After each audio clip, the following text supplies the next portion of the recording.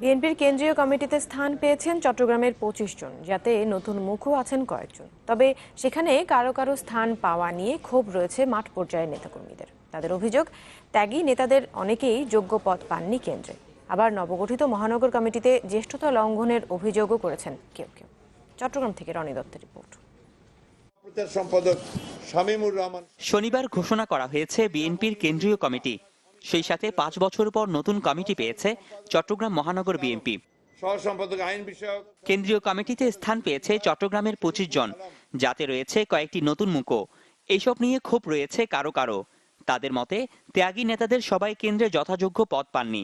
বিশেষ করে দলের মহানগর কমিটির সভাপতি আমির খসরু মাহমুদ চৌধুরী স্থায়ী কমিটিতে জায়গা পেলেও সেখানে ঠাঁই হয়নি প্রবীণ নেতা আব্দুল্লাহ নোমানের। কেন্দ্রীয় কমিটি বিশাল করা হয়েছে, কিন্তু সেখানে অনেককেও অবমূল্যায়ন করা হয়েছে। গোলাম আকবর খন্দকারদেরকে অবমূল্যায়ন করা হয়েছে।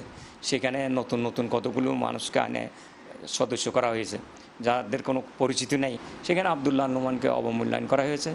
আমাদের নেতা নজরুল ইসলাম খান, মির্জা আব্বাস সাহেব, গয়েশ্বরচন্দ্র রায়, ওনারা কিন্তু আব্দুল্লাহ নোমান সাহেব যখন বিএনপির যুগ্ম মহাসচিব ছিলেন, ওনারা কিন্তু ওনার জুনিয়র ছিলেন, কিন্তু গত কমিটিতেও ওনাকে স্থায়ী কমিটির সদস্য হিসেবে করা হয় নাই। দীর্ঘ ৫ বছর পর মহানগর কমিটি ভেঙে দিয়ে ঘোষণা করা হয়েছে নতুন কমিটিও, যাতে সভাপতির পদ পেয়েছেন আগের কমিটির সাধারণ সম্পাদক ডাক্তার শাহাদাত হোসেন। সাধারণ সম্পাদক পদেও এসেছে নতুন মুখ।